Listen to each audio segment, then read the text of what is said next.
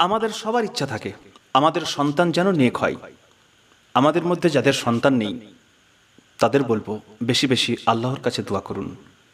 আল্লাহ তাআলা যে কোনো বয়সের সন্তান দিতে পারেন, শুধু সন্তান চাইতে হবে আল্লাহর কাছে।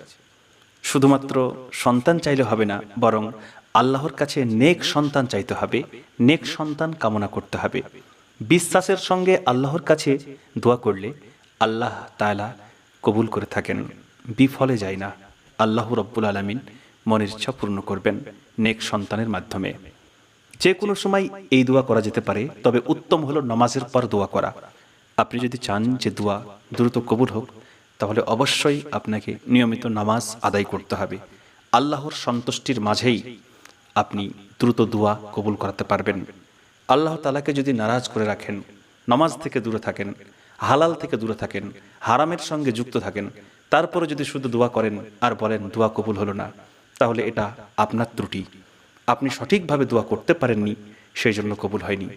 আল্লাহ রব্বুল আলামিনের নেক বান্দা যারা খালিস মনে যখন আল্লাহর কাছে দোয়া চায়, তাদের দোয়া বিফলে যায় না। সময় লাগতে পারে কবুল হতে, কিন্তু একদিন তার দোয়া কবুল হবেই ইনশাআল্লাহ।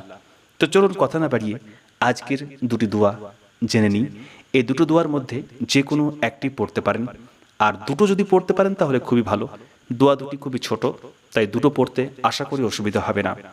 1 নম্বর দোয়া, রব্বি হাবলি মিল্লাদুনকা যুররিয়াতান তাইয়্যিবাতান ইন্নাকা সামিউদ দুআ।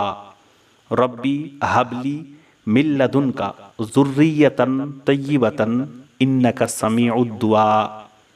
অর্থ, হে আমার পালনকর্তা, আপনার নিকট থেকে আমাকে পুত পবিত্র সন্তান দান করুন, নিশ্চয় আপনি প্রার্থনা শ্রবণকারী।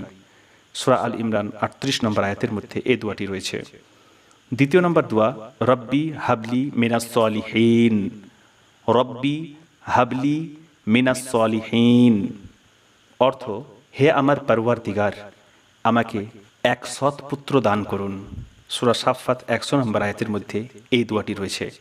প্রিয় দর্শক মণ্ডলী, যেহেতু এই দুটি পবিত্র কোরআনের আয়াত, কোরআনের আয়াতের মধ্যে এই দোয়াগুলো আমরা পেয়েছি, তো সেই জন্য এই দোয়াগুলো আমাদেরকে করতে হবে। তার প্রথমে বিসমিল্লাহির রহমানির রহিম পড়তে হবে, তারপর একবার বা দুইবার বা তিনবার দরুদ শরীফ পাঠ করতে হবে। তারপরে দোয়াটি পাঠ করার পর আবার তিনবার বা দুইবার বা একবার দরুদ শরীফ পড়তে পারেন।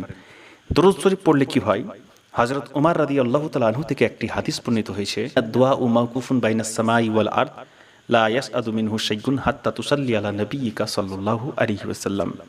দোয়া আসমান এবং জমিনের মধ্যে ঝুলতে থাকে যতক্ষণ না দরুদ পড়া হয় নবীজির প্রতি।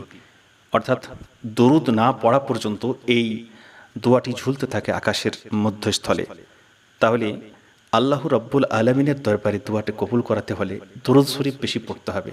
সেজন্য প্রথমে তিনবার বা একবার বা দুইবার বা তার চাইতে বেশি কম পড়তে পারেন, আপনার সময় মতো আপনি সাজিয়ে নেবেন, আর শেষে পড়বেন, আর মিডিলে দোয়াটি পাঠ করবেন। এখন দোয়াটি কতবার পাঠ করতে হবে? দোয়াটি আপনি 7 বার, 11 বার, 21 বার, মন যতবার চাইবে, যতক্ষণ আপনার সময় হবে আপনি পড়বেন। যত পড়বেন, যত মজে মজে পড়বেন, তত দ্রুত দোয়া কবুলের সম্ভাবনা রয়েছে ইনশাআল্লাহ। তো প্রিয় দর্শক মণ্ডলী, এই ছিল কোরআনের দোয়া।